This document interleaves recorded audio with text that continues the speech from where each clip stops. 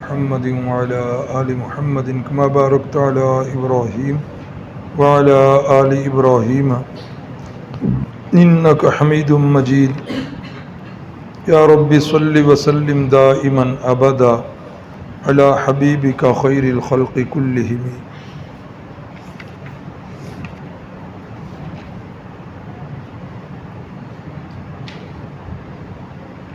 دس نبوی سال کے اندر ہم چل رہے ہیں اور اس کے کچھ واقعات جو ہیں وہ کل گزر چکے، بقیہ واقعات جو ہیں وہ آپ کے سامنے ہیں. بہت سارے لوگوں نے اس سال بھی اسلام قبول کیا. رسول اللہ صلی اللہ علیہ وسلم اپنے اصل مشن یعنی توحید کی تبلیغ مسلسل کر رہے ہیں. اوپر نام لکھا ہوا ہے حضرت طفیل ابن عمر دوسی رضی اللہ تعالی عنہ. دوس قبیلے سے تعلق رکھتے ہیں، اپنے قبیلے کے بہت بڑے سردار ہیں، زبان کے اعتبار سے بڑے فصیح بھی ہیں، بلیغ بھی ہیں، ادیب بھی ہیں اور شاعر بھی ہیں. یمن کی طرف ان کا قبیلہ ہے اور یہ عمرے کی غرض سے مکہ المکرمہ تشریف لاتے ہیں.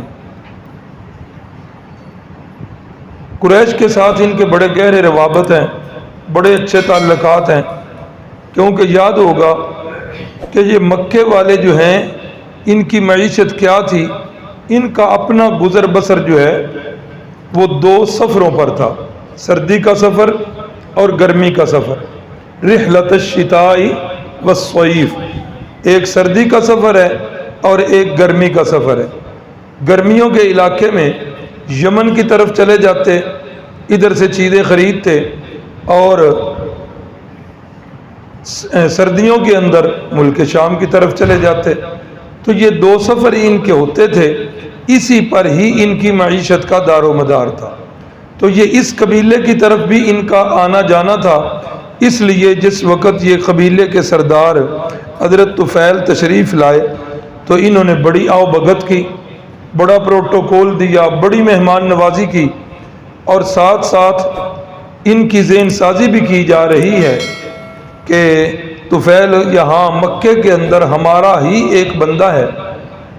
اور بڑا عجیب سا اس کا ذہن ہو گیا ہے، کوئی ایسا جادو والا کلام وہ پڑھتا ہے کہ جس وقت لوگ سنتے ہیں تو ایک دوسرے کے دشمن بن جاتے ہیں. بھائی بھائی کا دشمن بن جاتا ہے، باپ جو ہے وہ بیٹے کا دشمن بن جاتا ہے. اس طرح بڑے سگے رشتوں کے اندر اس کے کلام نے جو ہے نا وہ تفریق ڈال دی. ہر گھر کے اندر لڑائی بنی گئی. چلو ہمارا تو گزارا ہو رہا ہے جیسے ہو رہا ہے، جتنے بھی ہم تنگ ہیں، جو کچھ بھی ہیں، ہمارا تو فرض ہے، ہم کچھ نہیں کر سکتے. لیکن ایک بات آپ کے لیے جو لازم ہے وہ یہ ہے کہ آپ نے اس بندے کے قریب نہیں جانا، اس کی بات کو بالکل نہیں سننا. بات سنو گے تو شاید تمہارے اوپر بھی اثر نہ ہو جائے. اور طفیل کہتے ہیں کہ میں ان کی باتوں کے اندر آ گیا. میں نے اپنا جو ہے وہ کوئی ٹائم ٹیبل اسی طرح کا بنایا کہ جب وہ خود مجھے لے جاتے بیت اللہ میں تو اس وقت میں جاتا، جا کر طواف وغیرہ کر لیتا، تو پھر میں واپس آ جاتا. کہتے ہیں کہ ایک دن جب میں گیا تو رسول اللہ صلی اللہ علیہ وسلم بیت اللہ کے اندر نماز پڑھ رہے ہیں، اور نماز پڑھتے پڑھتے آپ صلی اللہ علیہ وسلم قرآن مجید کی تلاوت کر رہے ہیں. فرماتے ہیں جب میں نے قرآن مجید کی تلاوت کو سنا تو میں نے سوچا کہ طفیل تیری ماں کے بچے مریں، یہ اس طرح کے الفاظ عرب والے جو ہیں وہ بطور گالی دے دیتے ہیں، کبھی کسی کو کبھی اپنے آپ کو، کہ طفیل تیری ماں کے بچے مریں، تو کتنا عجیب آدمی ہے. زبان پر تمہیں جو ہے وہ عبور حاصل ہے، اور فصیح بھی تم ہو، ادیب بھی تم ہو، شاعر بھی تم ہو، ساری یہ چیزیں جو ہیں کلام کی سمجھتے ہو. تو اس کی کلام سننے میں حرج کیا ہے؟ اگر اچھی ہوئی تو مان لینا، نہ اچھی ہوئی تو چھوڑ دینا، اللہ اللہ تو خیر صلی اللہ۔ کہتے ہیں کہ میں اور قریب ہو گیا، قرآن مجید کی تلاوت میں نے سننا شروع کر دی۔ کہتے ہیں جوں جوں میں کلام مقدس کی تلاوت سنتا گیا، میرے دل کے اندر جو ہے نا وہ نرمی آتی گئی، اور قریش کی باتیں جو ہیں وہ مجھے خراب لگنے لگی۔ فرماتے ہیں کہ رحمت کائنات صلی اللہ علیہ وسلم جب عبادت سے فارغ ہو کے گھر کی طرف چلے تو میں بھی ساتھ چلا۔ جب آپ اندر تشریف لے گئے، میں نے دروازہ کھٹکھٹایا، بتایا جی طفیل نام ہے، دوست قبیلے سے تعلق رکھتا ہوں، اس لیے حاضر ہوا ہوں۔ فرمایا ٹھیک ہے، بیٹھ گئے۔ حضرت طفیل پھر خود اس بات کے راوی ہیں، فرماتے ہیں کہ میں نے ساری بات رسول اللہ صلی اللہ علیہ وسلم کو بتا دی، اور یہ بھی کہا کہ میں اپنے کانوں میں روئی بھی ٹھونس لیا کرتا تھا کہ کہیں گزرتے ہوئے بھی آپ کی آواز جو ہے وہ میرے کانوں تک نہ پڑ جائے۔ آج یہ معاملہ ہو گیا، آج میرے کانوں نے آپ کی رس بھری آواز جو ہے وہ سن لی ہے، میں بڑا متاثر ہوا ہوں، اور میں چونکہ زبان کی ساری باتوں سے بخوبی واقف ہوں، مجھے ایسے محسوس ہو رہا ہے کہ یہ آپ کی کلام یہ کسی انسان کی کلام نہیں، یہ کسی انسان کی کلام نہیں ہے۔ آپ مہربانی کریں مجھے بتائیں کہ آپ جو ہے کس بات کی دعوت دیتے ہیں؟ تو رحمت کائنات صلی اللہ علیہ وسلم نے قرآن مجید کی آیت مبارکہ تلاوت کی، قُلْ تَعَالَوْا أَتْلُ مَا حَرَّمَ رَبُّكُمْ عَلَيْكُمْ أَلَّا تُشْرِكُوا بِهِ شَيْئًا وَبِالْوَالِدَيْنِ إِحْسَانًا۔ یہ ساری آیت جو ہے میں نے پڑھ کر تلاوت کی کہ آؤ میں تمہیں پڑھ کے سناؤں کون کون سی چیزیں اللہ نے تمہارے اوپر حرام کی۔ أَتْلُ مَا حَرَّمَ رَبُّكُمْ عَلَيْكُمْ، ان حرام کردہ چیزوں میں سب سے پہلی چیز کیا ہے؟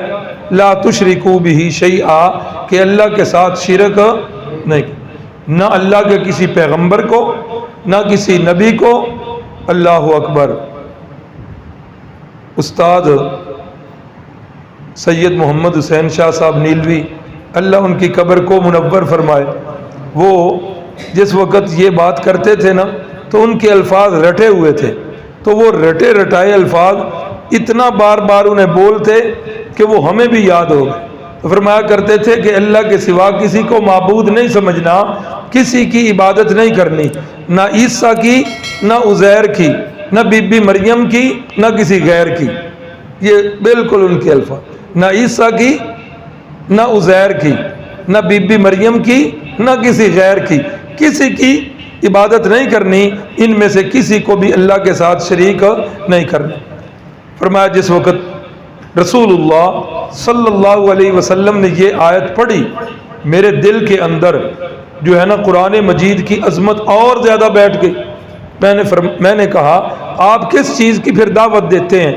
تو رسول اللہ صلی اللہ علیہ وسلم نے پھر اگلی آیت پڑھی، ان اللہ یأمر بالعدل والاحسان وایتاء ذی القربى وینہی عن الفحشاء والمنکر والبغی، کہ اللہ تعالیٰ تمہیں حکم کرتا ہے تین باتوں کے کرنے کا، اور تین باتوں سے اللہ تمہیں روکتا ہے۔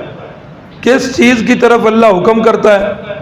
بالعدل، انصاف کرنا ہے، عدل کرنا ہے، اور ایسا انصاف کرنا ہے۔ دوسری جگہ فرمایا کہ عدل اور انصاف کرو، وَلَوْ عَلَىٰ أَنفُسِكُمْ أَوِ الْوَالِدَيْنِ وَالْأَقْرَبِينَ، بات عدل والی کرو، انصاف والی کرو، اگرچہ تمہارے اپنے خلاف ہی کیوں نہ ہو، عدل والی بات کرو، انصاف والی بات کرو۔ أَوِ الْوَالِدَيْنِ، اگرچہ تمہارے اپنے ماں باپ کے خلاف ہی کیوں نہ ہو، والأقربین، اگرچہ کتنے ہی قریبی رشتہ داروں کے خلاف ہو۔ یعنی جب بات انصاف کی آئے تو اس میں رشتوں کو ایک سائیڈ پہ کر دینا ہے، اور اللہ حکم کرتا ہے کہ کیا کرنا ہے؟ یأمر بالعدل، انصاف والا معاملہ کرنا۔ والاحسان، اللہ اس بات کا بھی حکم کرتا ہے کہ نیکی کرنی ہے، لوگوں کے ساتھ بھلائی والا معاملہ کرنا ہے۔ احسان اور عدل دونوں اکٹھے آ گئے۔ اس کی ایک مثال یہ بھی دی ہے مفسرین نے، مثلاً ایک بندے کو آپ لے کے آتے ہیں، مزدور کوئی لے آتے ہیں، 1500 اس کے ساتھ مزدوری طے ہو گئی، کام اسے بتا دیا کہ یہ کام کرنا ہے، اب اس نے کام کیا، آپ اس کے کام سے مطمئن ہو گئے، اب آپ نے اس کو کتنے پیسے دینے ہیں؟ 1500 روپیہ، تو یہ ہے عدل۔ لیکن اگر آپ اس کے کام سے خوش ہو کر 100 یا 200 اس کو زیادہ دے دیتے ہیں تو یہ کیا ہے؟ احسان۔ ہاں، تو اللہ عدل سے بڑھ کر اگلی بات کا حکم کرتے ہیں کہ اچھا سلوک کرنا ہے۔ وَإِيتَاءِ ذِي الْقُرْبَى، قریبی رشتہ داروں کو دینا ہے۔ یہ بات پہلے بھی گزر چکی، آج پھر کروں گا کہ قرآن مجید کے اندر، احادیث کے اندر صلہ رحمی کی بڑی ہی تاکید کی گئی، بہت زیادہ تاکید کی گئی ہے، لیکن آج ہمارا ماحول ذرا خراب ہو گیا۔ آج صلہ رحمی میں رشتہ داریاں دور ہو رہی ہیں، یعنی صلہ رحمی کی بجائے قطع رحمی ہو رہی، اور دوستیاں قریب آ رہی ہیں، رشتہ داریاں دور جا رہی ہیں۔ ایسا نہیں ہونا چاہیے، یہ قرآن مجید کی بھی تعلیم کے خلاف ہے اور رسول اللہ صلی اللہ علیہ وسلم کی تعلیم کے بھی خلاف ہے، ایسا نہیں ہونا چاہیے۔ تو یہاں بھی تیسری بات جس کا حکم ہے، ایتاء ذی القربی، کہ قریبی رشتہ داروں کے ساتھ اچھا سلوک کرنا ہے۔ اگر تمہاری جیب اجازت دیتی ہے تو غریب رشتہ دار جو ہیں ان کا مالی تعاون بھی کرنا ہے۔ یہ 3 باتیں ہو گئی کرنے والی، اور 3 باتوں سے یہ اللہ منع کرتے ہیں، ینہا عن الفحشاء والمنکر والبغی، بے حیائی والے کام جو ہیں وہ نہیں کرنے، اللہ تمہیں روک رہا ہے۔ موبائل کا زمانہ ہے، موبائل دیکھتے دیکھتے اگر خدا نخواستہ کوئی غلط چیز سامنے آ گئی ہے، فوراً اس کو اوپر کر دو، اس میں دلچسپی نہیں ہونی چاہیے۔ دوسری جگہ فرمایا، ان الذین یحبون ان تشیع الفاحشہ فی الذین آمنوا، وہ لوگ جو ایمان والے لوگوں کے اندر بے حیائی والی باتیں پھیلاتے ہیں، لہم عذاب علیم فی الدنیا والآخرہ، بے حیائی والی بات کو پھیلانے والے بندے کے لیے دنیا میں بھی اللہ نے بڑا سخت عذاب رکھا ہے، اور آخرت کے اندر تو پھر اس کا عذاب بہت سخت ہوگا اور بڑا دردناک ہو۔ تو اس لیے اللہ منع کر رہا ہے بالفحشاء والمنکر، منکر یہ فحشاء تو ہو گئی بے حیائی والی باتیں، اور منکر جو شریعت کے اندر جن کی کوئی اصل نہیں ہے، بدعات ہیں، رسومات ہیں، ان سے بھی اللہ منع کرتا ہے، والبغی، اور سرکشی سے بھی تمہیں منع کرتا ہے۔ تو حضرت طفیل ابن عمر دوسی فرماتے ہیں، جس وقت رسول اللہ صلی اللہ علیہ وسلم نے یہ آیات پڑھ کے سنائی، مجھے یقین ہو گیا کہ یہ کلام جو ہے کسی انسان کی کلام نہیں ہے۔ آپ سے میں نے کہا، یا رسول اللہ، ہاتھ بڑھائیے اور مجھے بھی اپنے حلقہ اسلام میں داخل کر دیں۔ اب یہ بھی ایک بہت بڑی فتح تھی کہ ایک بہت بڑا قبیلہ، اس قبیلے کا سردار جو ہے یہ مسلمان ہو گیا۔ عربی کا مقولہ ہے، الناس علی دین ملوکہم، لوگ اپنے بادشاہوں کے دین پر ہوتے ہیں، لوگ اپنے بادشاہوں کے دین پر، جس طرح کے بادشاہ اسی طرح کے آگے لوگوں کے رجحانات بھی بن جاتے ہیں۔ اب دیکھ لیں افغانستان کے اندر حکومت جو ہے اس وقت طالبان کی ہے، اسلام پسندوں کی حکومت ہے، عوام میں بھی اکثر رجحان جو ہے وہی ہو رہا۔ ہمارے ہاں بس اللہ معاف ہی کرے، کیا کہیں، دین سے نفرت کرنے والوں کی حکومت ہے۔ اسلام کا نام بھی لیا جاتا ہے الیکشن میں، تو وہ بھی صرف نام کی حد تک۔ یہ سارے سیاسی جماعتوں والے اس بات پر متفق ہیں کہ پاکستان کے مستقبل میں اسلام نہیں ہونا چاہیے۔ تو جس طرح کے حکمران اسی طرح کی عوام۔ تو جس وقت قبیلے کا ایک بندہ سردار جو ہے مسلمان ہو جائے تو سردار کے مسلمان ہونے سے نچلوں پر اس کا بڑا اثر پڑتا ہے۔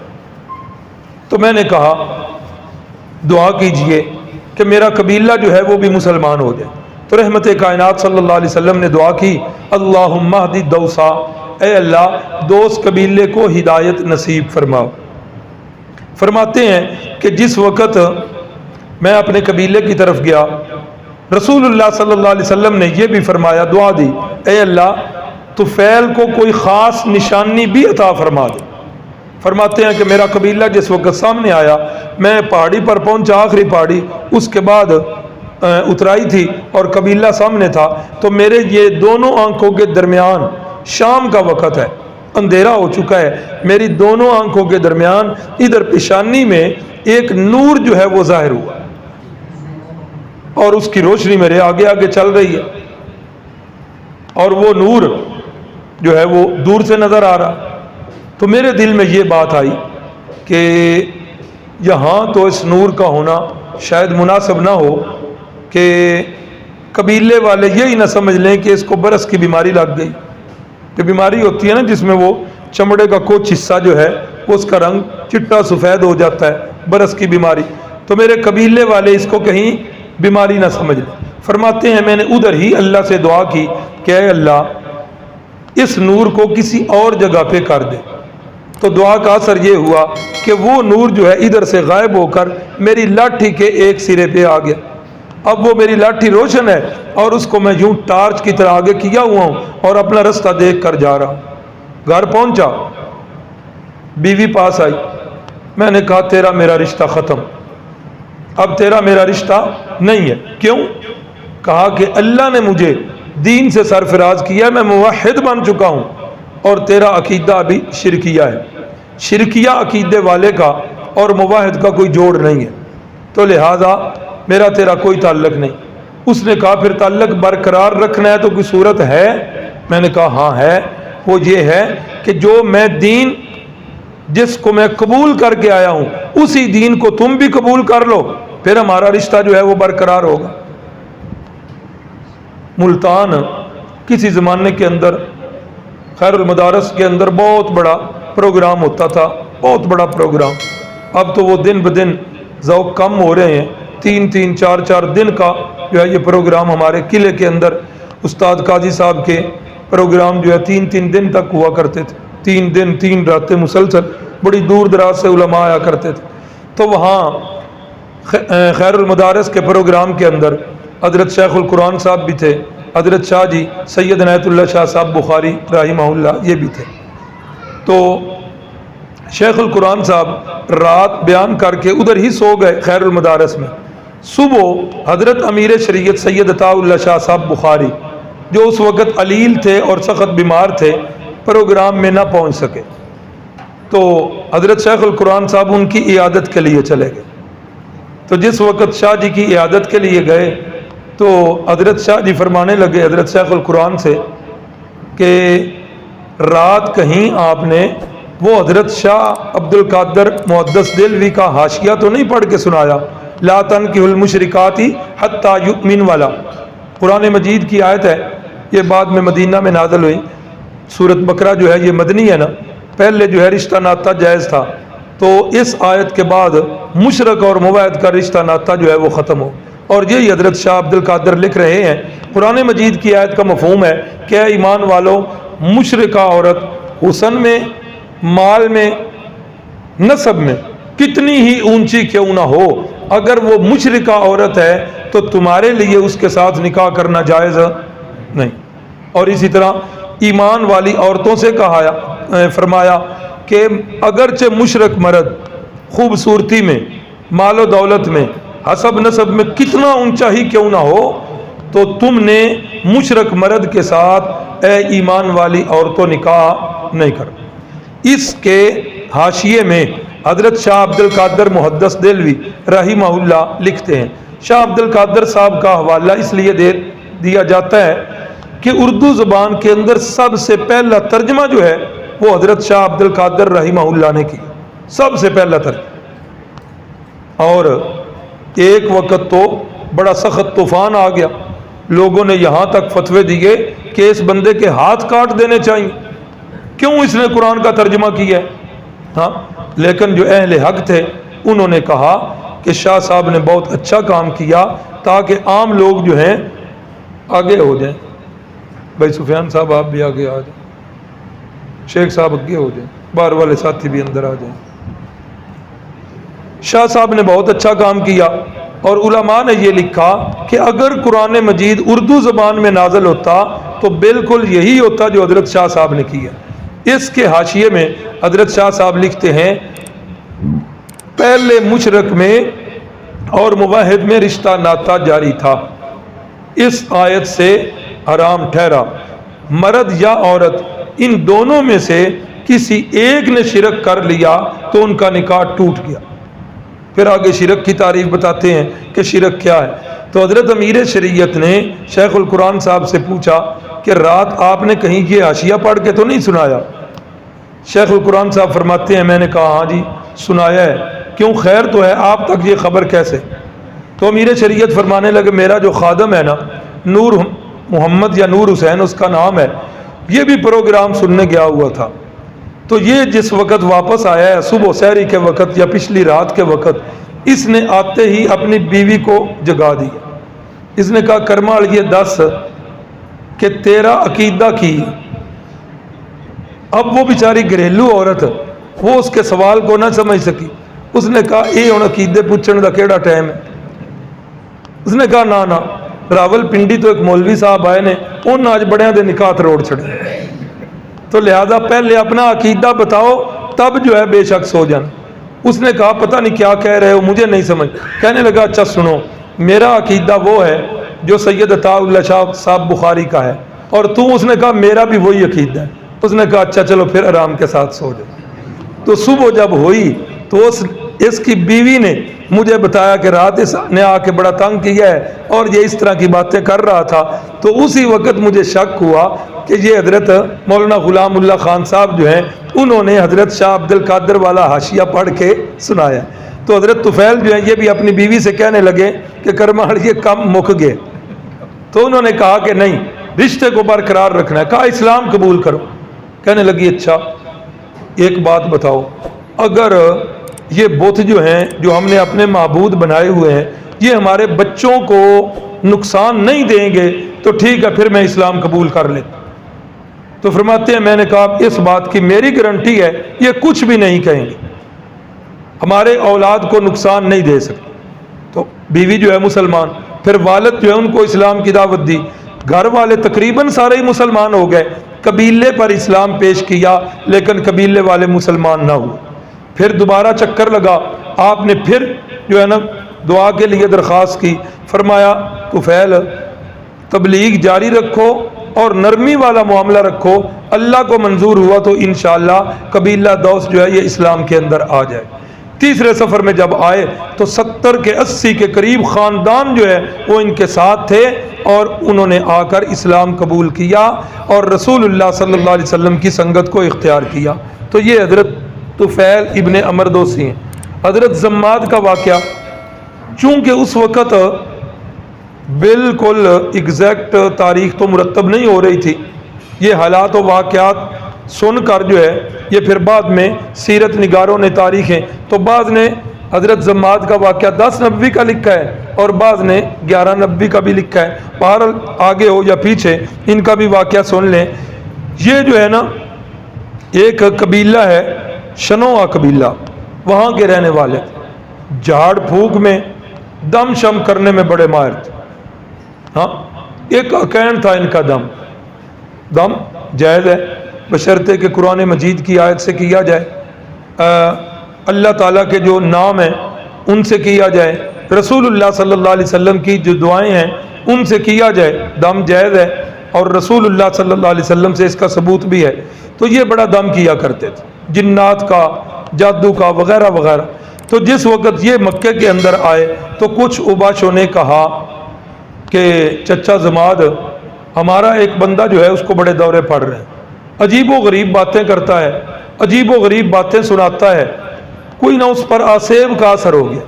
40 سال تک تو پہلے ٹھیک تھا، اب 40 سال سے بڑی ہے نا جب اس کی عمر، تو اب جو ہے نا وہ کئی عجیب و غریب باتیں کرتا ہے، تو آپ مہربانی کرو اس کو کوئی دم کرو۔ تو حضرت زماد فرماتے ہیں میں رسول اللہ صلی اللہ علیہ وسلم کے پاس چلا آیا اور میں نے آ کر کہا کہ بھتیجے مجھے پتا چلا ہے کہ آپ کو بڑا ہی اثر ہو گیا ہے کسی آسیب کا، کوئی جن جو ہے آپ پر حملہ کر چکا ہے، تو مجھے اپنی کیفیت بتاؤ تاکہ میں دم کروں اور اس دم سے تمہیں آرام بھی آ جائے گا۔ میرا دم جو ہے وہ بڑا تیر بہدف ہے، بہت سارے لوگ جو ہیں ان کو آرام آتے. تو آگے سے رسول اللہ صلی اللہ علیہ وسلم نے فرمایا چچا جان اگر آپ مجھے اجازت دیں تو میں آپ کو کچھ سناؤں؟ کہا ہاں ہاں سناؤ، اسی لیے تو میں آپ کے پاس آیا ہوں کہ آپ کی کچھ سنوں اور سننے کے بعد پھر میں کیا کروں، آپ کو دم کروں اور آپ کو آرام آ جائے. تو رسول اللہ صلی اللہ علیہ وسلم نے مسنون خطبہ جو ہے وہ شروع کیا. ان الحمد للہ نحمدہ ونستعینہ ونستغفرہ ونؤمن بہ ونتوکل علیہ ونعوذ باللہ من شرور انفسنا ومن سیئات اعمالنا من یہدہ اللہ فلا مضل لہ. جس کو وہ اللہ ہدایت دے دے پوری دنیا بھی مل جائے اس کو گمراہ کو نہیں کر سکتا. ومن یضللہ فلا ہادی لہ. جس کو اللہ گمراہ کر دے اس کو پوری دنیا بھی مل کر ہدایت نہیں دے. فرماتے ہیں کہ جس وقت یہ باتیں یہ خطبہ آپ پڑھ رہے تھے، جس وقت خطبہ ختم ہوا تو حضرت زماد کی آنکھوں سے آنسو ہونا شروع ہو. ساتھ ہی آپ نے غالباً حامیم السجدہ یہ صورت جو ہے وہ شروع کر دی. کتاب فصلت آیات قرآنا عربیا لقوم یعلمون بشیرا ونذیرا. یہ آیت پڑھتے جاتے ہیں زماد ازدی روتے جاتے. اللہ اکبر. جب کلام ختم ہوا فرمایا بھتیجے ہاتھ نکال لو مجھے بھی اپنا غلام بنا. یہ قرآن مجید اس کے اندر ایسا اثر اللہ فرماتے ہیں ان ھذا القرآن یہدی للتی ہی اقوم. یہ قرآن جو ہے آج بھی وہی نسخہ ہے، آج بھی اس کا وہی کام ہے جو آج سے 1400 سال پہلے اس نے کام کیا. وہ کیا کام تھا؟ یہدی للتی ہی اقوم. یہ بالکل سیدھے رستے کی طرف جو ہے انسانوں کی رہنمائی کرتا. گڑبڑ تو اس دن شروع ہوئی جب ہم نے اللہ کی کتاب کے مقابلے میں اپنی بزرگوں کی کتابوں کو ترجیح دینا شروع کر دی، بزرگوں کی کتابوں کو ماننا شروع کر دیا. ایک طرف اللہ کی کتاب پیش کی جائے آگے سے کہتے ہیں جی بزرگوں نے یوں لکھا ہے، استاد جی کی یہ عبارت ہے، جی میرے پیر و مرشد کا یہ عقیدہ ہے. انا للہ و انا الیہ راجعون. یہ کام جو ہے یہ خراب ہوتا. آج بھی اگر کوئی بندہ قرآن مجید سے رہنمائی لے ترجمہ پڑھنا شروع کر دے. میں نہیں کہتا کہ کسی دیوبندی مکتبہ فکر کا ترجمہ پڑھو، بے شک آپ بریلوی مکتبہ فکر کا پڑھیں، اہل حدیث مکتبہ فکر کا، جس کا بھی ترجمہ پڑھیں، ترجمہ پڑھتے جائیں سیڈوں کے حاشیے کو چھوڑتے جائیں. ترجمہ پڑھیں اور ساتھ اللہ سے یہ دعا کرتے جائیں کہ اے اللہ اہدنا الصراط المستقیم. اے اللہ میں راہ حق کا متلاشی ہوں، اے اللہ میری رہنمائی فرما دے. کتنی عجیب بات ہے. میں چونکہ ہمارا تو یہ شعبہ ہے قرآن مجید کی طرف، میں اب ہاتھ نہیں کھڑے کرواتا، لیکن آپ خود سوچ لیں کہ آپ کی 24 گھنٹے کی زندگی میں چلو کچھ تو ضروریات ہیں جو معیشت کی ہیں، کاروبار کے حوالے سے ہیں، وہ ٹھیک ہے، معیشت کو چھوڑ دیں. 24 گھنٹے کی زندگی کے اندر آپ موبائل کو کتنا ٹائم دیتے ہیں؟ جتنا ٹائم ہم موبائل کو دیتے ہیں کیا اتنا ٹائم ہم قرآن مجید کو دیتے ہیں؟ یہی ہمارے لیے لمحہ فکری ہے. سوچئے، تھوڑا نہیں پورا سوچئے، اور یہ بھی حدیث ذہن میں رکھیں کہ یہ قرآن مجید وہ پاک کلام ہے جس نے میدان معاشر کے اندر ہمارا سفارشی بننا ہے. جب کوئی سفارش وہاں کام نہیں آئے، لا بیع فیہ ولا خلۃ ولا شفاعہ، نہ دوستیاں کام آئیں گی، نہ کوئی رشوت کام آئے گی، اور نہ ہی کوئی رشتہ داریاں، نہ خرید و فروخت، کچھ بھی کام نہیں آئے گا. وہاں قرآن مجید سفارش کرے گا. اگر میں اپنی 24 گھنٹے کی زندگی میں قرآن مجید کو وقت نہیں دیتا تو کیا قرآن مجید مجھے میری سفارش کرے گا؟ بالکل. خدا را سوچیں اور قرآن مجید کے لیے ایک وقت جو ہے وہ متعین کریں. پڑھنا چاہتے ہیں ادھر آ جائیں، سیرت کورس کے بعد جو ہے کلاس ترجمے کی اس میں شامل ہو جائیں. نہیں آ سکتے گھر میں ہو جہاں بھی قرآن مجید کو وقت بھی ضرور دیں، لیکن پڑھیں اس کو ترجمے کے ساتھ. یہ کتنے صحابہ اکرام کی زندگیاں جو ہیں یہ تبدیل ہوئی ہیں قرآن کی وجہ سے. کل ہی جنات کا واقعہ گزرا تو جنات نے بھی کیا کہا تھا؟ انا سمعنا قرآنً عجبا، ہم نے تو آج ایک عجیب قرآن سن لی ہے. یہدی الی الرشد، وہ قرآن جو ہے رہنمائی کرتا ہے ہدایت کی طرف. لن نشرک بربنا احدا، آج کے بعد ہم کبھی بھی رب کے ساتھ شرک. اللہ کی قسم قرآن مجید کے اندر آج بھی تاثیر ہے. فہل من مدکر، آئے تو صحیح کوئی، ٹائم دے تو صحیح کوئی، اس کو سمجھے تو صحیح کوئی، اللہ سے دعا تو کرے. یقیناً قرآن آج بھی ہماری زندگیاں بدل سکتا ہے. ہم فرقہ پرستی سے نکل سکتے ہیں، فرقوں اور فرقیوں سے بچ سکتے ہیں. قرآن کی بات کو ہم مقدم رکھیں. اللہ مجھے بھی اور آپ کو بھی عمل کی توفیق دے. ایک اور شخصیت لکھی ہے حضرت رکانہ کی. یہ حضرت رکانہ جو ہیں مکے کے نہیں پورے اس علاقے کے نامی گرامی پہلوان، بہت بڑے پہلوان، تگڑے پہلوان، چھوٹے موٹے نہیں. اور پہلوان بھی وہ کہ آج تک کوئی انہیں زیر نہیں کر سکا. رسول اللہ صلی اللہ علیہ وسلم کا گزر ہوا، بات چیت ہو گئی شروع. اس نے کہا بھئی ایسے نہیں، مجھے جو دعوت دے رہے ہو نا، میں یہ علمی باتیں نہیں جانتا، میں تو اپنے شعبے میں ماسٹر ہوں. ایسا کرو میرے ساتھ کشتی کر لو، کشتی کرو، اگر مجھے پچھاڑ دو گے، میری کنڈ لا دو دے تو پھر میں تواڈے تے ایمان لے آواں. رسول اللہ صلی اللہ علیہ وسلم نے فرمایا مجھے یہ آپ کی شرط منظور ہے. رکانہ جو ہے وہ اپنی تیاری کے ساتھ آیا. رسول اللہ نے اس کے پنجے کے اندر پنجہ ڈالا اور یوں ہی ایک مروڑا دیا. رکانہ صاحب نیچے پریشان، یہ کیا ہو گیا ہے؟ آج تک ایسا کبھی ہوا تو نہیں ہے. میرا تو مقابلہ بیک وقت کئی پہلوانوں سے ہوا ہے اور آج تک مجھے شکست کو نہیں دے سکا، یہ کیا ہو گیا؟ خیر اٹھا، اٹھ کر کہنے لگا میں ابھی پورا تیار نہیں ہوا تھا کہ آپ نے جو ہے نا اپنا وار کر دیا، دوبارہ آئیے میرے ساتھ. آپ نے فرمایا ٹھیک ہے. کہنے لگا اگر آپ مجھے پچھاڑ دیں گے تو میں اپنی بکریوں کے ریوڑ میں سے ایک کتاب میں 10 بکریاں اور ایک میں 100 بکریاں، اتنی بکریاں آپ کو انعام میں دوں گا. رسول اللہ صلی اللہ علیہ وسلم کے ساتھ دوبارہ اس نے کشتی کی. آپ نے ایک ہی دستے مبارک سے نیچے رکھ دی. یہ بات پہلے بھی سنی ہوئی ہے پچھلے سیرت کورس میں، اب بھی سن لیں. ایک سچے نبی کے اندر 100 جنتی مردوں کی طاقت ہوتی. ایک سچے نبی کے اندر 100 دنیاوی نہیں، 100 جنتی بندوں کی طاقت ہوتی ہے. اور ایک جنتی بندے کے اندر دنیا کے 100 بندوں کی طاقت ہوتی. تو ایک نبی میں کتنے دنیاوی بندوں کی طاقت؟ جی 4000. ہاں نہیں، مجھ سے غلطی ہو گئی. ایک سچے نبی میں 40 جنتی مردوں کی طاقت ہوتی. 40 جنتی مردوں کی طاقت اور ایک جنتی مرد کے اندر 100 دنیاوی مردوں کی طاقت. تو ایک نبی کے اندر کتنی طاقت؟ 4000 بندے کی طاقت ہوتی. یہ بات آپ نے یاد رکھنی ہے، یہ آگے جا کر بھی کام آئے گی. کہاں آئے گی؟ وہ جہاں اعتراضات ہوتے ہیں رسول اللہ صلی اللہ علیہ وسلم کی ذات گرامی پر کہ جی امت سے تو کہا کہ 4 شادیاں کرنی ہیں، تو انہوں نے آپ 13 شادیاں کی ہیں اور اتنے نکاح کیے ہیں.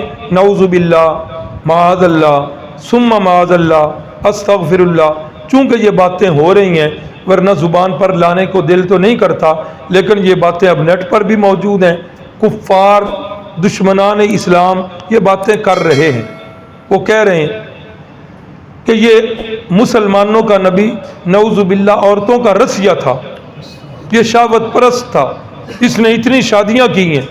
تو یہ ایک بندے میں 4000 بندوں کی طاقت ہو، ایک بندے میں 4000 بندوں کی طاقت ہو، اور پھر وہ 13 عورتوں کے ساتھ، پھر وہ 13 عورتیں بھی بیک وقت اس کے پاس نہیں ہیں، تقریباً 9 عورتیں بیک وقت ان کے پاس ہیں. اتنی عورتوں کے ساتھ وہ زندگی بسر کرے، یہ شہوت پرستی کی نہیں، یہ تو شہوت کے کنٹرول ہونے پر دلیل ہے. بہرحال جی رسول اللہ صلی اللہ علیہ وسلم نے دوبارہ بھی چھاڑ دیا. تیسری مرتبہ اس نے کہا کہ نہیں اب آخری دفعہ. پہلوانوں کے پاس بلکہ ہر فن کے لوگوں کے پاس کوئی نہ کوئی آخری گر ہوتے ہیں. وہ جیسے کہتے ہیں نا بلی شیر کی خالہ ہے، وہ سارے اس نے داؤ پیچ سمجھا دیے. اگر شیر نے حملہ کیا تو بلی کدھر گئی؟ درخت پہ چڑھ گئی. تو شیر نے کہا خالہ جی اے تو گر دسیا کو نہیں سی. ہاں تو بلی نے کہا اگر یہ بھی بتا دیتی تو آج بچتی کیسے. تو یہ پہلوانوں کے پاس، فنکاروں کے پاس کوئی نہ کوئی بڑا گر ہوتا ہے. اب رکانہ کے ذہن میں آیا کہ اب میں آخری گر جو ہے وہ استعمال کروں. ٹھیک ہے جی، آخری دفعہ. تیسری دفعہ بھی ایسا ہی ہوا. ایک روایت میں ہے کہ تیسری دفعہ کے بعد ہی اس نے اسلام قبول کر لی. دوسری روایت میں کچھ سیرت نگار لکھتے ہیں کہ بڑا ہی حیران ہوا، کہنے لگا اے محمد صلی اللہ علیہ وسلم آج تک یہ کام کسی نے کیا ہی نہیں، بے تو بڑا عجیب سا کام تو نے کیا. فرمایا یہ تو کوئی عجیب کام نہیں، اگر تم کہتے ہو تو اس سے بھی عجیب کام دکھاؤں. کہا ٹھیک ہے دکھائیں. کہا کہ وہ جو سامنے درخت نظر آ رہا ہے، یہ درخت اگر ادھر آ کے میری نبوت کی تصدیق کر دے تو پھر. کہا یہ بھی ہو سکتا ہے. فرمایا ہاں. آپ نے درخت کو اشارہ کیا، درخت چلتا چلتا آیا اور آ کر پاس کھڑا ہو گیا. فرمایا میں کون ہوں؟ کہا جی انت رسول اللہ، انت نبی اللہ، آپ اللہ کے سچے نبی ہیں، آپ اللہ کے سچے رسول ہیں. بڑا ہی حیران، کہنے لگا کہ یہ درخت اب ادھر ہی رہے گا کہ واپس جائے گا؟ فرمایا نہیں واپس چلے جاؤ. درخت ادھر ہی واپس چلا گیا. جب درخت واپس پہنچا تو رکانہ نے اسی وقت کہا اشہد ان لا الہ الا اللہ واشہد ان محمدا عبدہ ورسولہ. اور بھی کئی لوگ مسلمان ہوئے. یہ نجران کا ایک وفد جو ہے یہ بھی آیا، تقریباً 20 افراد پر یہ مشتمل تھا. اور یہ نجران جو ہے بعض نے کہا حبشہ کے تھے نصارہ، اور بعض نے کہا نجران ایک علاقہ ہے عیسائیوں کا، یہ وہاں کے تھے. تو جو لوگ صحابہ اکرام ہجرت حبشہ کر کے گئے تھے ان کی زبانی انہوں نے رسول اللہ صلی اللہ علیہ وسلم کے حالات سنے. تو یہ جس وقت ادھر آئے تو رسول اللہ صلی اللہ علیہ وسلم نے انہیں تبلیغ کی، یہ مسلمان ہوئے. تو ابو جہل کو جب پتہ چلا اس نے بڑا ہی برا بھلا کہا. یہ لوگ کہنے لگے کہ ہم تیری جاہلانہ باتوں کا جواب دینے کے لیے نہیں آئے، ہم نے جس مقصد کے لیے سفر کیا تھا ہمارا مقصد جو ہے وہ پورا ہو چکا ہے. یہ 11 نبوی کے حالات و واقعات. اسلام کی دعوت اب مختلف قبیلوں تک پھیل چکی ہے، مکہ سے نکل کر آس پاس کے قبائل تک اور دور دراز کے قبائل تک بھی پھیل چکی. یہ بات پچھلے سبقوں میں گزر چکی کہ جو لوگ حج یا عمرے کے لیے آیا کرتے تھے رسول اللہ صلی اللہ علیہ وسلم انہیں ٹارگٹ رکھتے، خاص ہدف رکھتے کہ ان لوگوں کو تبلیغ ضرور کروں تاکہ جس وقت یہ اپنے قبیلوں میں واپس جائیں تو اس وقت جا کر یہ خود داعی بن جائیں. اور اس کے لیے رسول اللہ صلی اللہ علیہ وسلم نے وقت جو چنا تھا وہ رات کا چنا تھا. ہوتا یہ تھا کہ یہ لوگ دور دراز سے جب آتے تھے نا عمرہ کرنے کے لیے، پیدل سفر ہوا کرتے تھے یا سواریوں پر سفر ہوا کرتے تھے، تو بیت اللہ کے مکہ کے قریب پہنچ کر یہ لوگ جو ہے نا بالکل مکہ کے قریب پہنچ کر یہ رات کا قیام کرتے باہر اور خوب اچھے طریقے کے ساتھ ریسٹ کرتے. آج بھی اگر کوئی دوست جائے تو یہ بات ذہن میں رکھے کہ بندہ جب جاتا ہے نا بڑے ہی وہ جذبات میں ہوتا ہے. تو رشتہ دار بھی رات کو آئے ہوتے ہیں، رات کا بھی جگراتا، ہاں پھر سفر کی تھکاوٹ، تو بندہ جاتے ہی جٹ جاتا ہے. اور عمرہ آج کل تو وہ بڑے ہی مشقت والا کام ہے، طواف جو ہے وہ بہت بڑا ہوتا ہے. تو جو ہی وہ شوق میں جذبات کی رو میں بہہ کر عمرہ کیا، ساتھ ہی بخار ہو گیا اور گر گیا. تو اس لیے جو ساتھی بھی جاتے ہیں انہیں تو پتہ ہی ہے نئے جانے والے ساتھی اللہ سب کو لے جائے، بار بار لے جائے. تو وہ جس وقت جائیں اپنے ہوٹل کے اندر جا کر 2 4 5 گھنٹے ریسٹ کریں، سوئیں. بے شک وہ ایک آدھ نماز جو ہے وہ بھی ہوٹل پہ ہی پڑھ لے، کہ بعد میں کئی جماعتیں جو چھوٹنی ہیں تو اس سے پہلے ہی بہتر ہے کہ ایک جماعت بندہ ادھر ہی پڑھ لے اور بالکل طبیعت جس وقت شاش بشاش ہو جائے پھر جا کر عمرہ کرے. تو یہ لوگ بھی ایسا ہی کرتے، رات کا قیام جو ہے بیت اللہ سے مکہ سے باہر ہی کرتے. تو صبح اٹھ کر وہ جایا کرتے تھے عمرہ کرنے کے لیے. تو رسول اللہ صلی اللہ علیہ وسلم نے بھی رات کا ٹائم اس لیے متعین کیا کہ رات قریش کی نظروں سے بھی بچوں گا اور ان کو جا کر تبلیغ کے لیے بھی ایک کھلا وقت دوں گا اور اس کے بہت سارے فوائد بھی ہوئے. اب ایسا ہوا کہ 11 نبوی کے اندر ہی یثرب کے کچھ لوگ جو ہے یہ آئے عمرہ کرنے کی نیت سے. بچپن میں ہم نے کچھ الفاظ ایسے سنے تھے, بچپن تھا اور جی یہ لفظ منہ پر نہیں لانا, یثرب کا لفظ منہ سے نہیں نکال, ہاں یثرب آکھیاں گناہ ہوندا ہے. یہ لفظ قرآن مجید میں خود ہے 21ویں پارے, یا اہل یثرب لا مقام لکم فرجی, کوئی اس میں حرج نہیں. ایسے ہی بچپن میں یہ بھی سنا تھا کہ خنزیر کا لفظ نہیں بولنا, 40 دن زبان پلیت رہندی. ہاں تو جب تھوڑا سا پڑھا تو پتہ چلا کہ یہ خنزیر کا لفظ خود قرآن مجید میں ہے, وَلَحْمَ الْخِنْزِيرِ وَمَا أُهِلَّ بِهِ لِغَيْرِ اللَّهِ. تو یہ یثرب کے لوگ آئے ہیں اور یہ رسول اللہ صلی اللہ علیہ وسلم رات کے وقت یہ لوگ بھی اپنے اسی طریقے کے مطابق باہر بیٹھے ہوئے ہیں, پڑاؤ کیا ہوا ہے. رحمت کائنات صلی اللہ علیہ وسلم اور کچھ قبیلوں کو دعوت اسلام دیتے دیتے جب یہاں پہنچے تو وادی میں لوگوں کے بولنے کی آواز آئی. سیدنا صدیق اکبر ساتھ ہیں. آپ نے فرمایا ابو بکر, محسوس ایسے ہو رہا ہے کہ جیسے اس وادی کے اندر کچھ لوگ ہیں. آگے بڑھے تو ان لوگوں کے جو ہے وہ جسم نظر آ گئے, یہ لیٹے ہوئے ہیں, چاند کی چاندنی ہے. اب یہ رسول اللہ ان کے پاس جا رہے ہیں. اب ان لوگوں کے بیان آگے آ گئے. وہ کہتے ہیں کہ جب ہم ادھر لیٹے ہوئے تھے چاند کی چاندنی ہے, اتنے میں رسول اللہ ہمارے پاس آ رہے ہیں, ہم کیا دیکھتے ہیں کہ چاند کی روشنی سے کہیں میٹھی روشنی رسول اللہ صلی اللہ علیہ وسلم کے چہرہ انور سے جو ہے وہ ٹپک رہی ہے اور بڑی نورانی صورت وہ ہماری طرف تشریف لا رہی. ایک دوسرے کو مخاطب کرتے ہیں کہ دیکھو نا یار کہ چاند کی بھی روشنی بڑی پیاری ہے, لیکن یہ شخصیت ایسی نورانی کہ اس کا تو چہرہ جو ہے چاند سے بھی زیادہ خوبصورت ہے. کہتے ہیں ابھی ہم انہی باتوں کے اندر ہیں کہ رسول اللہ صلی اللہ علیہ وسلم جو ہیں وہ تشریف لے آئے اور آ کر انہوں نے پوچھا کہ کس غرض سے آئے ہیں, کہاں سے آئے ہیں. تو ہم نے بتایا کہ ہم یثرب سے آئے ہیں اور ہم عمرے کی غرض سے آئے ہیں. ٹھیک ہے جی. تو آپ نے پھر بتایا کہ اللہ نے مجھے نبوت کے لیے چنا ہے, میں اللہ کا آخری نبی ہوں, اللہ نے مجھے یہ کلام دے کر بھیجا ہے, یہ میری دعوت ہے, جو اس کو قبول کرے گا دنیا کے اندر بھی سعادت مند بنے گا, آخرت کے اندر ہمیشہ کی سعادت ہو, اور جو اس کو رد کرے گا وہ بدبخت ہوگا. اب یہ لوگ کہاں سے آ رہے ہیں؟ یثرب سے, مدینہ طیبہ سے. اس وقت نام یثرب ہی تھا. اب مدینہ میں کن لوگوں کا بسیرا تھا؟ یہودیوں کا. یہ بات آگے چل کر آ جائے گی کہ یہ مدینہ جو ہے یہ یہودیوں کا اصلی وطن نہیں تھا. مدینہ اصلی وطن نہیں تھا. یہ مدینہ میں کیسے ہے یہ اگلے سبقوں میں انشاءاللہ آ جائے گا. تو یہ یہود سے چرچے سنتے رہتے تھے, نبی آخر الزمان کے چرچے یہود کی زبانی سنا کرتے تھے. اور انہوں نے یہ بھی سنا تھا کہ یہودیوں کی جس وقت کسی قبیلے کے ساتھ لڑائی ہوتی تو یہ یہودی ادھر سے پٹتے, مار کھاتے, پھر منہ پہ ہاتھ پھیر کے کہتے اچھا اینا کو مارو جنہ کو کل نو تسی بھی مار سہ لو, ہم نے کل بدلہ لینا ہے. نبی آخر الزمان آنے والے ہیں, ان کے جھنڈے کے نیچے مل کر ہم نے پھر جہاد کرنا ہے, اور پھر اس جہاد کے اندر ہم نے یہ گن گن کر بدلے تم سے لینے ہیں, اس لیے اتنا مارو جتنا کل کو برداشت کرو.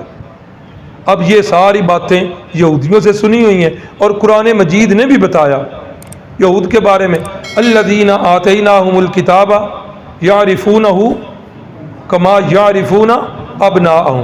اے میرے محبوب صلی اللہ علیہ وسلم, یہ آپ کو ایسے پہچانتے ہیں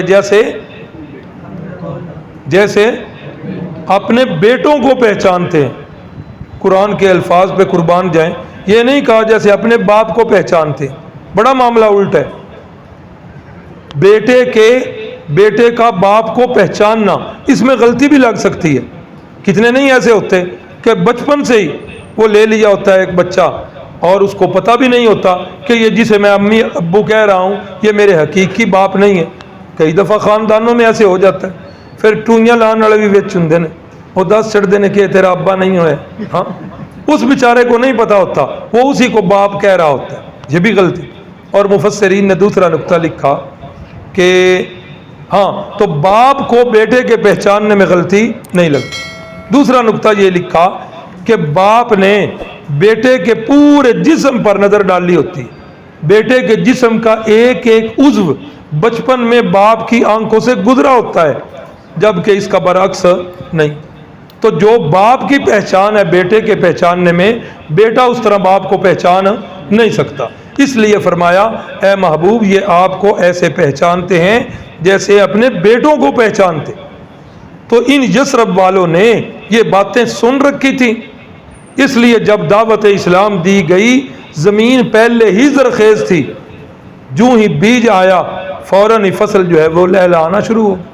اسی وقت ان 6 سعادت مند روحوں نے اسلام جو ہے یہ قبول کر لیا. ان کے نام لکھے ہوئے ہیں اسد ابن زرارہ, اوف ابن حارث, رافع ابن مالک, قطبہ ابن عامر, عقبہ ابن عامر اور حارث ابن عبداللہ. یہ خوش نصیب لوگ ہیں جنہوں نے 11ویں سال رسول اللہ صلی اللہ علیہ وسلم کے دست حق پرست پر اسلام کو قبول کیا. اللہ اکبر. اسی 11ویں سال کے اندر, نبوی سال کے اندر, رسول اللہ کی مکی زندگی, نبوت کے بعد مکی زندگی کتنی ہے؟ سارے نہیں بول رہے. کتنی ہے؟ نبوت ملنے کے بعد 13 سال ہے. اور ہمارا سبق اب کدھر پہنچ گیا؟ 11ویں سال پہنچ گیا. 11ویں سال میں ام المؤمنین حضرت عائشہ صدیقہ رضی اللہ تعالی عنہا, ان کے ساتھ رسول اللہ صلی اللہ علیہ وسلم کا نکاح ہوا. یہ 11ویں سال ہوا ہے. اس وقت اماں جی کی عمر جو ہے وہ 6 سال تھی. کتنی؟ 6 سال. اور جس وقت رخصتی ہوئی ہے اس وقت اماں جی کی عمر 9 سال تھی. بوقت نکاح کتنی عمر؟ 6 سال. اور بوقت رخصتی جو لوگ زبانیں دراز کرتے ہیں اماں جی عائشہ صدیقہ پر, اور ان پر زبان دراز کر کے اپنے باطن کو کالا کرتے ہیں, ہاں, تو یہ اعتراض اماں جی پر نہیں ہے. نعوذ باللہ معاذ اللہ. اگر یہ اعتراض ہے تو یہ تو ڈائریکٹ نبوت پر اعتراض ہو رہا. رسول اللہ شادی کر رہے ہیں نا, اماں جی کی شادی کسی اور سے تو نہیں ہو رہی, نکاح رسول اللہ صلی اللہ علیہ وسلم سے ہو رہا ہے. پھر اس میں یہ ایک لمبی بحث ہے کہ وہ اتنی چھوٹی عمر میں رخصتی کیسے ہو گئی. اس پر بے شمار دلائل ہیں. عرب کا علاقہ ہے, گرم علاقہ ہے. اس وقت غذائیں جو ہیں ان کی اپنی تھیں, کھجوریں ان کی غذائیں تھیں, اس طرح کے زیتون یہ غذائیں تھیں, تو وہاں عورتیں جو ہیں وہ جلدی بالغ ہو جایا کرتی تھیں. یہ ساری بحث ایک الگ ہیں. لیکن جو بات ہمارے نبی پاک صلی اللہ علیہ وسلم سے ثابت ہے, ہم تو آمنا و صدقنا. تو یہ 11ویں نبوی سال کے اندر اماں جی کا نکاح ہوا ہے.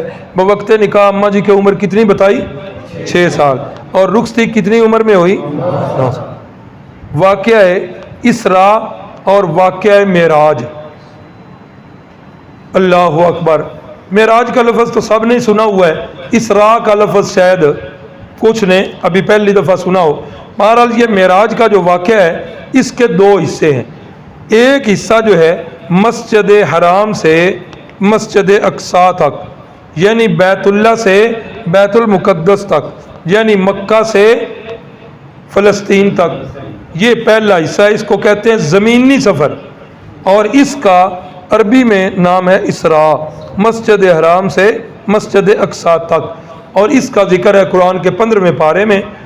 اور اس سورت کا نام بعض نسخوں میں تو سورہ بنی اسرائیل لکھا ہوا ہے, اور بعض نسخوں میں اس سورت کا نام ہی اسراء سورت لکھا ہوا. سبحان الذی اسریٰ بعبدہ لیلا من المسجد الحرام الی المسجد الاقصی. وہ ذات پاک ہے جو راتوں رات اپنے بندے کو لے گئی ہے مسجد حرام سے مسجد اقصی تک. یہ زمینی سفر ہے. اس زمینی سفر کا نام کیا ہے؟ اسراء. اور مسجد اقصی سے آسمان تک, پہلا دوسرا تیسرا 7 آسمانوں تک, آسمانوں سے اوپر سدرۃ المنتہا تک, اور سدرۃ المنتہا سے اوپر جہاں تک اللہ کو منظور تھا وہاں تک گئے، تو اس سفر کا نام ہے معراج۔ معراج عروج سے ہے نا، تو عروج کا معنی بلندی، تو یہ بلندی کا سفر تھا، اس سفر کا نام ہے معراج۔ یہ کب ہوا؟ بہت زیادہ سیرت نگاروں کا اختلاف ہے، تقریباً 10 کے قریب اقوال ہیں کہ یہ کب ہوا ہے۔ بعض نے کہا کہ ہجرت سے 2 سال پہلے، بعض نے کہا 6 سال پہلے، بعض نے کچھ، تقریباً 10 کے قریب اقوال ہے۔ مہینے کا ہی اختلاف ہے کہ کون سا مہینہ تھا، بعض کہتے ہیں کہ رجب کا مہینہ تھا، بعض کہتے ہیں نہیں رمضان میں ہوا، بعض نے محرم کہا اور بعض نے ربیع الاول کہا، بعض نے ربیع الاخر کہا۔ یہ مہینے میں اختلاف، اور سال میں بھی اختلاف ہے، بعض کہتے ہیں ہجرت سے اتنے سال پہلے، بعض کہتے ہیں اتنے سال پہلے، تو یہ اختلاف ہے۔ لیکن کچھ باتیں اتفاقی ہیں۔ وہ اتفاقی باتیں کون سی ہیں؟ سارے سیرت نگار اس بات پر متفق ہیں کہ ہجرت سے پہلے یہ معراج کا سفر ہوا۔ کیوں؟ معراج پر نماز تحفے میں ملی ہے، اور نماز مکی زندگی کے آخر میں فرض ہو چکی تھی۔ اور دوسری اتفاقی بات یہ بھی ہے کہ طائف کے سفر کے بعد یہ واقعہ ہوا ہے، طائف کے سفر کے بعد۔ یہ نا 15واں پارہ ہے جس کی ابتدا کی یہ آیت میں نے پڑھی ہے، سبحان الذی اسریٰ۔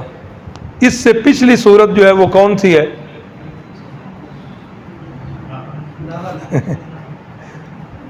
سورۃ النحل۔ سورۃ النحل کا اختتام کہاں پہ ہو رہا ہے؟ وَاصْبِرْ وَمَا صَبْرُكَ إِلَّا بِاللَّهِ وَلَا تَحْزَنْ عَلَيْهِمْ وَلَا تَكُ فِي ضَيْقٍ مِّمَّا يَمْكُرُونَ۔ استاد العلماء محدث کبیر حضرت قاضی شمس الدین صاحب ان دونوں صورتوں کا آپس میں ربط جوڑتے ہیں، کہتے ہیں کہ جو بھی ظلم ہوتا، تشدد ہوتا، رسول اللہ صلی اللہ علیہ وسلم اللہ کی طرف دیکھتے، اللہ کی طرف سے جواب آتا وَاصْبِرْ، میرے پیغمبر ابھی صبر کرو، صبر کرو، صبر کرو۔ تو رسول اللہ صلی اللہ علیہ وسلم ظلم و تشدد سہ کر رنجیدہ ہو چکے تھے، غمزدہ ہو چکے تھے، ہمت تو نہیں ہار سکتے تھے، لیکن بہت زیادہ مغموم تھے۔ تو اللہ نے پھر جو ہے سفر معراج کروایا کہ اے میرا پیغمبر، جس طرح کوئی بندہ بیمار ہو جائے نا تو ڈاکٹر اس کی آب و ہوا بدلتے ہیں، کہتے ہیں کہ کیا کرو، مریض چلے جاؤ۔ تو جس وقت رسول اللہ صلی اللہ علیہ وسلم مغموم ہوئے تو اللہ نے اپنی ملاقات کے لیے بلا لیا۔ تو یہ سفر طائف کے بعد یہ واقعہ پیش آیا ہے۔ اور اسی طرح حضرت خدیجۃ الکبریٰ کی وفات کے بعد، یہ اتفاقی باتیں ہیں، باقی اس میں اختلاف ہے۔ مشہور قول یہی ہے کہ رجب کے اندر یہ واقعہ پیش آیا ہے، اور 11ویں نبوی سال میں یہ واقعہ پیش آیا۔ ایک بات جو ہے وہ بڑی ذہن نشین رکھنی ہے، توجہ ہے سب کی۔ رسول اللہ صلی اللہ علیہ وسلم کی پیدائش میں بھی میں نے بتایا تھا کہ اختلاف ہے، یاد ہے؟ مہینے میں بھی اختلاف ہے، سال میں بھی اختلاف ہے۔ اور میں نے یہ بھی بتایا تھا کہ جو چشمدید گواہ تھیں بچپنے کی، آپ کے پیدائش کے واقعہ کی 3 ہستیاں جو ہیں وہ موجود تھیں، ایسی 3 ہستیاں جنہوں نے بعد میں اسلام بھی قبول کیا۔ ہاں، ام ایمن، رسول اللہ صلی اللہ علیہ وسلم کی دائی حلیمہ سعدیہ جن کا دودھ پیا رضائی والدہ، اور آپ کی پھپھو جان حضرت صفیہ، یہ عورتوں میں یہ خاص کر کے موجود۔ پھر بھی پیدائش میں اختلاف ہے۔ تو یہ پیدائش میں جو اختلاف ہے یہ کیا بات بتا رہا ہے؟ یہ بات بتا رہا ہے کہ صحابہ اکرام کے اندر رسول اللہ صلی اللہ علیہ وسلم کی ولادت باسعادت والا دن جو ہے وہ اس طرح نہیں منایا جاتا تھا جس طرح ہمارے ماحول اور معاشرے میں منایا جا رہا ہے، نہیں منایا جاتا۔ اگر یہ اتنا منانا ضروری ہوتا تو صحابہ اکرام ان خواتین سے جا کر پوچھ لیتے، ان خواتین سے تحقیق کر لیتے۔ اتنا پیدائش کا اختلاف، وہ یہ بات بتا رہا ہے کہ یہ عید میلاد النبی کے جس طرح یہاں پر جشن منائے جاتے ہیں، یہ اس طرح صحابہ اکرام کے اندر بالکل تصور بھی نہیں تھا اس چیز کا۔ اگر صحابہ اکرام اس چیز کو مناتے ہوتے تو یہ کبھی بھی اس میں اختلاف نہ، جس طرح عید الفطر میں کوئی اختلاف نہیں، سب کے ہاں یکم شوال کو ہے، عید الاضحیٰ میں کوئی اختلاف نہیں، سب کے ہاں وہ 10 ذی الحجہ کو۔ یہ جو معراج کے واقعہ میں اختلاف، مہینے میں بھی اختلاف اور سال میں بھی اختلاف، یہ بھی اس بات کی طرف اشارہ کر رہا ہے کہ یہ پیدائش معراج والا رات جو ہے، معراج والی اس رات کو بھی صحابہ کرام کو خاص عبادت نہیں کیا کرتے جس طرح کہ ہمارے ہاں یہ تصور پایا جاتا ہے۔ اور یہ جتنی جو ہے نا روایتیں بنائی جاتی ہیں، کسی خاص کسی روایت کے اندر بھی یہ 27 رجب کا لفظ بالکل نہیں۔ معراج والی رات اگر کوئی کرنا ہے تو مومن کی معراج جو ہے وہ کس چیز میں ہے؟ نماز میں۔ پابندی کریں نماز کی، فرض نماز کی پابندی کریں۔ ہاں اگر کوئی بندہ اس رات کو کرنا ہی چاہتا ہے تو بھائی وہ قضا نمازیں پڑھے، قضا نمازیں پڑھے، ہو سکتا ہے نہیں، یقیناً اس کا بوجھ ہلکا ہو جائے گا، کیونکہ یہ مسئلہ ہے کہ قیامت والے دن جب فرشتے بتائیں گے کہ اللہ اس کے نامہ عمل میں اتنی نمازیں کم ہیں، اللہ پوچھیں گے دیکھو اس کے نامہ عمل میں کوئی نفل ہے؟ جی یا اللہ ہے، تو ارشاد ہوگا کہ 70 نفل اکاؤنٹ کر کے ایک فرض جو ہے وہ لکھ لو، جتنے 70 نفل ہیں وہ ایک فرض کے برابر کر کے ان کو لکھ لو۔ اس لیے ایسی راتیں جو ہیں، ان راتوں کے اندر مثلا لیلۃ القدر والی رات ہے جس کو کہا گیا خیر من الف شہر، جس کو ساری راتوں کی سردار رات کہا گیا، اس رات کو بھی آپ تہجد والی نماز جو ہے وہ پڑھیں اپنے وقت میں۔ لیکن پوری رات اگر کوئی جاگنا چاہے تو اس رات کے اندر بھی قضا نمازیں جو ہے پڑھیں، نفلی نماز سے زیادہ قضا نمازوں پر جو ہے وہ زور دیا کریں، اس کا فائدہ جو ہے وہ زیادہ ہے۔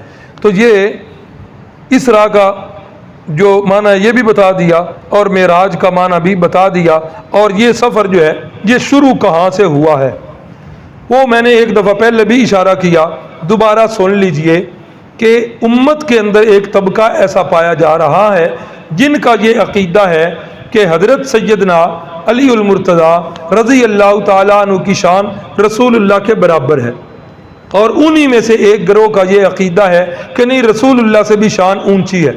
وہ جہاں بھی کوئی فضیلت والی بات آتی ہے اس کو کھینچ تان کر حضرت علی کے گھرانے کی طرف لے جانا چاہتے ہیں، اور اس معاملے میں وہ روایات انہوں نے گھڑی ہوتی ہیں، راویان حدیث کے اندر بھی وہ لوگ جو ہیں وہ ہیں۔ تو اس لیے یہ یاد رکھیے، میں نے اس دن بھی بتایا تھا کہ یہ گروہ چلا کس سے تھا؟ عبداللہ ابن سبا سے۔ وہ یہودی النسل تھا، اس کو اسلام کا اتفاق منظور نہیں تھا، اور وہ اسلام قبول کر کے سیدنا علی المرتضیٰ رضی اللہ تعالیٰ عنہ کی فوج میں شامل ہوا۔ یہ باتیں اسی نے سب سے پہلے کی کہ خلافت حق تھا حضرت علی کا، تو یہ چھین لیا گیا، اس طرح کی بے شمار باتیں کی گئی۔ اب یہاں معراج والے واقعے میں بھی یہ بھونڈی سی کوشش کی گئی کہ اس کو بھی کھینچ تان کر جو ہے نا کسی نہ کسی ذریعے سے اس گھرانے سے جوڑا جائے۔ کہا گیا کہ رسول اللہ صلی اللہ علیہ وسلم ام ہانی کے گھر میں رات کو سوئے ہوئے تھے جس وقت فرشتوں نے آ کر جگایا، حالانکہ صحیح روایات کے اندر بھی ہے، احادیث کی کتابوں میں، کہ رسول اللہ صلی اللہ علیہ وسلم بیت اللہ کے ساتھ وہ جو بتایا تھا حتیم، اس حتیم کے اندر آپ لیٹے ہوئے، حتیم میں لیٹے ہوئے، اور فرشتے وہاں سے جگا کر سفر اسراء کے لیے لے جا رہے ہیں۔ اب ام ہانی جو ہیں یہ حضرت سیدنا علی المرتضیٰ کی سگی ہمشیرہ ہیں، رسول اللہ کی محرم ہے کہ غیر محرم؟ اور یہ بھی یاد رہے، سیرت نگار لکھتے ہیں سارے کہ رسول اللہ صلی اللہ علیہ وسلم نے اپنے چچا جان ابو طالب سے ام ہانی کا رشتہ مانگا تھا، ابو طالب سے ام ہانی کا رشتہ مانگا تھا، تو ابو طالب نے یہ رشتہ نہیں دیا تھا، ابو طالب نے پھر کسی اور کو رشتہ دے دیا، اور پھر جس وقت وہ غزوہ بدر کے بعد وہ کافر تھا بھاگ گیا، پھر وہ شاید مر بھی گیا، تو حضرت ام ہانی حضرت سیدنا علی المرتضیٰ رضی اللہ تعالیٰ عنہ نے فرمایا یا رسول اللہ میرا یہ خیال ہے کہ اب آپ ام ہانی سے نکاح کرنا چاہیں تو کر سکتے، تو رسول اللہ صلی اللہ علیہ وسلم نے فرمایا مجھے کوئی اعتراض نہیں۔ ام ہانی سے پوچھا گیا تو انہوں نے کہا مجھے اب بھی بڑی محبت ہے رسول اللہ صلی اللہ علیہ وسلم سے، مجھے تو نبوت ملنے سے پہلے بھی محبت تھی، اب تو چونکہ الحمدللہ میں مسلمان ہوں، اب تو میری محبت اور بڑھ گئی ہے، لیکن اب میں نکاح کر کے، میرے پاس بچے ہیں کافی، اب میں نکاح کر کے رسول اللہ پر بوجھ نہیں بنانا چاہوں۔ تو اب دیکھیں، جس عورت کا رسول اللہ نے رشتہ مانگا ہو اور گھر والوں نے نہ دیا ہو، اب رسول اللہ صلی اللہ علیہ وسلم کا اس عورت کے گھر کیا کام؟ تو یہاں بھی بالکل یہ بات غلط ہے۔ صحیح حدیث میں ہے کہ رسول اللہ صلی اللہ علیہ وسلم حتیم کے اندر لیٹے ہوئے ہیں اور اسی اثناء میں حضرت جبریل امین تشریف لائے ہیں اور انہوں نے آ کر کہا ہے کہ یا رسول اللہ آپ سے ملاقات کرنا چاہتے ہیں، آپ تیاری کیجئے۔ اور تیسری دفعہ یہاں شق صدر ہوا اور رسول اللہ صلی اللہ علیہ وسلم کا دل مبارک جو ہے قلب اطہر زمزم کے پانی کے ساتھ دھویا گیا، اور پھر حضرت جبریل امین اپنے ساتھ ایک سواری لے کے آئے تھے۔ براق اس سواری کا نام لکھا ہوا ہے، اور یہ کہتے ہیں کہ خچر سے چھوٹی تھی اور گدھے سے بڑی تھی، اور یہ جنت سے سواری لے کے آئے تھے۔ جہاں انسان کی نگاہ کی حد ہوتی ہے وہاں اس کا قدم اتنی یہ تیز رفتار سواری تھی۔ تو اس سواری پر سوار کیا اور رستے کے اندر مناظر دکھائے گئے۔ یہ چلتے چلتے براق ایک جگہ پہنچی، حضرت جبریل امین نے عرض کیا یا رسول اللہ صلی اللہ علیہ وسلم یہاں 2 رکعت نماز نفل پڑھ۔ رسول اللہ نے دیکھا کہ بڑی کھجوریں لگی ہوئی ہیں اس جگہ پر، بڑا یہ شاداب علاقہ ہے، آپ نے 2 نفل پڑھے۔ جبریل امین نے پوچھا جانتے ہیں یہ جگہ کون سی ہے؟ فرمایا لا ادری، میں نہیں جانتا۔ فرمایا یہ آپ کی ہجرت کہاں ہے؟ جب آپ مکے سے ہجرت کریں گے تب آپ سیدھے یہاں تشریف لائیں گے۔ پھر جو ہے چلی سواری، پھر جبریل امین نے ایک جگہ کہا ادھر بھی 2 نفل پڑھیں، ادھر 2 نفل پڑھے۔ پوچھا جانتے ہیں؟ کہا جی نہیں۔ بتایا گیا کہ یہ وہ جگہ ہے جو طور پہاڑ کے وادی ہے، یہاں حضرت سیدنا موسیٰ کلیم اللہ اپنے رب کے ساتھ ہم کلام ہوا کرتے تھے۔ اس طرح ایک اور جگہ وہاں بھی یہی حکم ہوا، بتایا گیا کہ یہ حضرت عیسیٰ علیہ السلام کی مولد گاہ ہے، یعنی یہاں حضرت عیسیٰ کی جائے پیدائش ہے۔ چلتے چلتے رسول اللہ صلی اللہ علیہ وسلم کو رستے میں ایک بڑھیا ملی، بالکل جو ہے نا ضعیف العمر، کبڑی ہو چکی ہے، چہرے کے اوپر جھرجھریاں پڑی ہوئی، یعنی بڑھاپے کی اور کمزوری کی کوئی ایسی علامت نہیں جو اس کے اندر موجود نہ ہو، اتنی بوڑھیا۔ وہ رکنے کا اشارہ کر رہی۔ حضرت جبریل امین نے فرمایا رکنا نہیں، آگے چلیے۔ آگے چل کر پوچھا جانتے ہیں یا رسول اللہ یہ بڑھیا کون ہے؟ تو رسول اللہ فرماتے ہیں لا ادری، میں نہیں جانتا۔ یہ بار بار پتہ چل گیا کہ رسول اللہ صلی اللہ علیہ وسلم باوجود اس کے کہ ساری کائنات میں سب سے زیادہ علم تھا رسول اللہ صلی اللہ علیہ وسلم کے پاس، لیکن آپ بھی ہر بات کو جانتے نہیں تھے۔ تو جبریل امین نے بتایا کہ یہ بڑھیا جو ہے یہ دنیا ہے، دنیا اب اپنے آخر کو پہنچ چکی ہے اور بالکل یہ ادھر ہے۔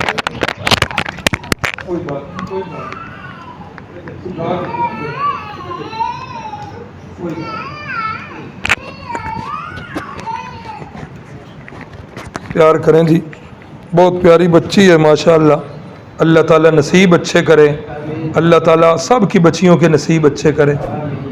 اللہ اکبر۔ تو بتایا کہ یہ بڑھیا ہے، اب یہ اپنی عمر کے اختتام کو پہنچ چکی ہے۔ کیوں؟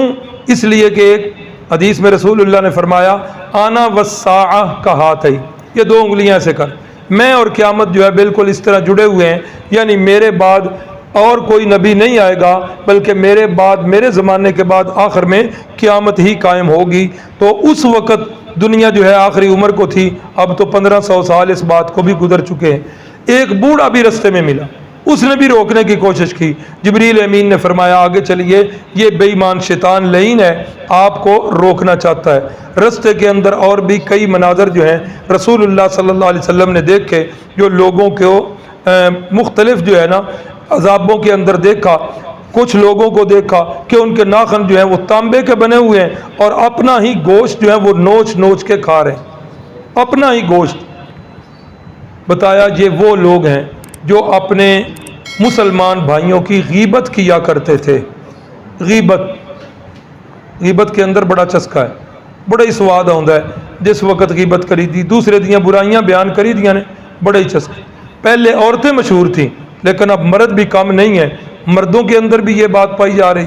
عورتوں میں جن جن خوش نصیب عورتوں کا دین کی طرف رجحان ہو چکا ہے، قرآن کی طرف رجحان ہو چکا ہے، وہ اس سے اب پیچھے ہٹ رہی ہیں، اور اب جو ہے وہ مرد جو ہے آگے آ رہے۔ قرآن مجید کے الفاظ سن لیں، قرآن مجید نے مثال کیا دی ہے؟ قرآن نے مثال یہ دی ہے کہ تمہارا سگا بھائی ہے، اس پر موت واقع ہو گئی ہے، اس کی میت چارپائی کے اوپر پڑی ہے۔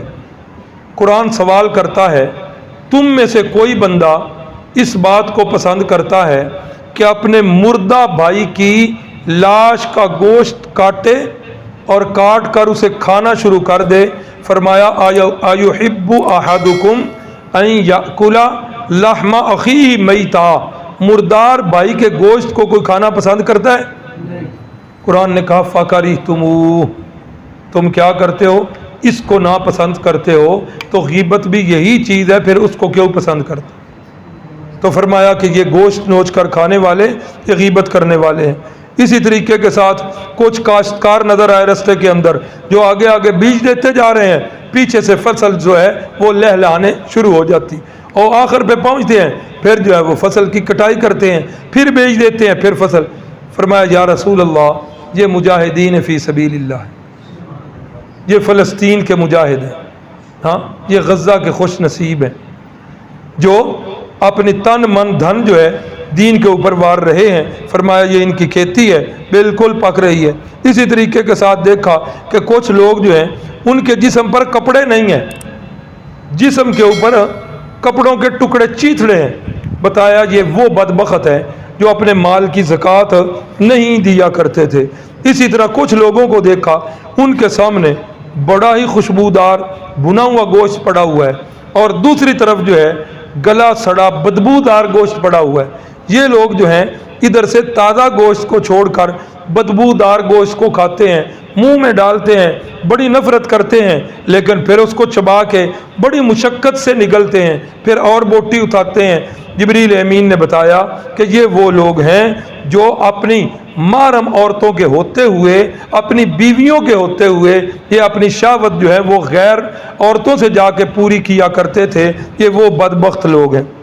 اسی طریقے کے ساتھ ایک بندہ دیکھا لکڑیوں کا گٹھا جو ہے اس نے اٹھایا ہوا ہے اور کمر اس کی دوری ہو رہی ہے، لیکن وہ اور لکڑیاں پکڑ پکڑ کے اس پر ڈال رہا ہے، کمر اس کی دوری ہو رہی ہے۔ پوچھا یہ کون ہے؟ بتایا کہ یہ وہ بدبخت ہیں جو امانتوں میں خیانت کیا کرتے تھے۔ کچھ لوگوں سے گزر ہوا، وہ اپنے ہاتھوں میں انہوں نے کینچیاں پکڑی ہوئی، اپنے ہاتھوں سے پہلے اپنے ہونٹوں کو کاٹتے ہیں، درد کی وجہ سے چیختے چلاتے ہیں، پھر اپنی زبانوں کو کاٹتے ہیں، پھر چیختے چلاتے ہیں۔ پوچھا یہ کون ہے؟ بتایا گیا کہ یہ آپ کی امت کے بد عمل خطباء علماء، ان کی عادت یہ تھی یقولون ما لا یفعلون، جو کہتے تھے اس پر عمل نہیں کیا کرتے تھے۔ تو یہ رستے کے سارے مناظر دکھائے گئے۔ یہ اسراء کا سفر ہے، انشاءاللہ کل مسجد اقصی اور معراج کا جو سفر ہے وہ انشاءاللہ اس کا بیان کل ہوگا۔ ایک غیر مسلم جوڑا اگر مسلمان ہو جائے تو پھر ان کو نکاح کرنا ہوگا کہ نہیں؟ اگر دونوں اکٹھے مسلمان ہوتے ہیں تو پھر نئے نکاح کی ضرورت نہیں ہے۔ اگر پہلے ایک مسلمان ہوتا ہے، دوسرے کو اسلام کی دعوت دی جائے گی، وہ مسلمان ہو گیا تو نئے نکاح کی ضرورت نہیں ہے۔ لیکن اگر ایسا نہیں ہے، الگ الگ، مطلب ہے کہ ایک جو ہے وہ مسلمان ہو چکا ہے، 2-3 دن گزر چکے ہیں، اب ان کا نکاح ٹوٹ گیا ہے، اب اگر دوبارہ وہ دوسرا جو ہے وہ مسلمان ہوتا ہے تو تب نیا نکاح کرنا پڑے گا۔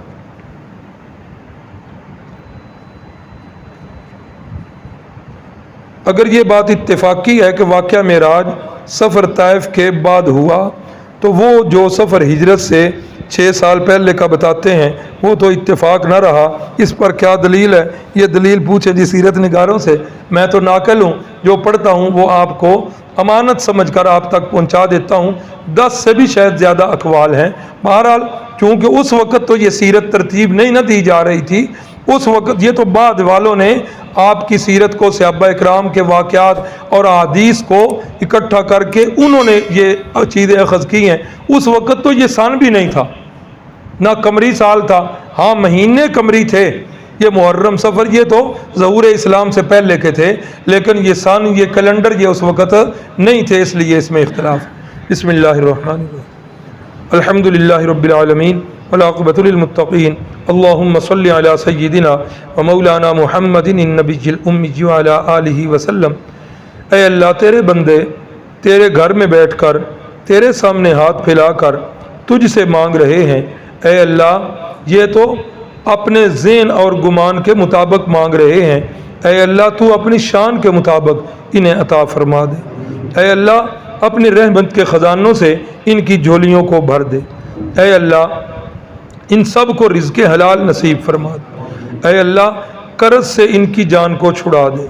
اے اللہ یہ جتنی برائیاں معراج کے سفر میں ہم پڑھ رہے ہیں کہ ان برے لوگوں کے ساتھ ملاقاتیں ہوئیں جو برائیاں کیا کرتے تھے، غیبت والے، چغلی والے، شرک والے، اے اللہ ان ساری برائیوں سے ہمیں محفوظ رکھنا۔ اے اللہ ہم سب کو اسلام والی زندگی اور ایمان والی موت نصیب فرمانا۔ اے اللہ جتنے بھی ہاتھ تیری بارگاہ میں اٹھے ہیں، اے اللہ تو ان سب کی حاجات سے واقف ہے۔ اے اللہ ان کی دل کی مرادوں کو پورا فرما دے، ان کی نیک خواہشات کی تکمیل فرما دے۔ اے اللہ جن بہنوں نے یا بھائیوں نے دعا کے لیے کہا ہوا ہے، اے اللہ ان کی جائز حاجات کو پورا فرما دے۔ ہمارے بھائی حاجی عصمت اللہ صاحب، یا اللہ ان کو بھی صحت دے دینا، اور بھی جتنے بیمار ہیں اے اللہ سب کو صحت دے دینا، آمین یا رب العالمین۔ صلی اللہ تعالی علی النبی الکریم وعلی آلہ واصحابہ وازواجہ وذریاتہ وآل بیتہ وعترتہ اجمعین برحمتک یا رب۔